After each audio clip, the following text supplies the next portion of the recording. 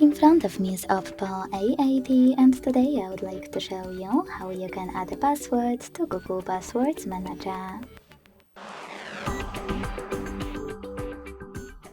Begin by launching Settings and scrolling all the way down to access Google.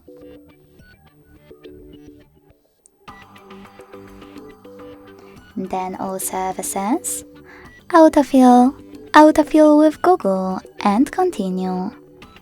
Following that, choose Google Password Manager and to add a password, select Add Password over here.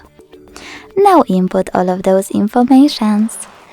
At the top, you can type in any website or tap on Select App and tap on the chosen one. Then enter your username, email or phone number, password, and even take some helpful notes. When you finish, hit save at the top right corner.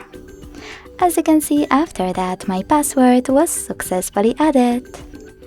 Thanks so much for watching. If you enjoyed this video, leave a like, comment and subscribe. Bye!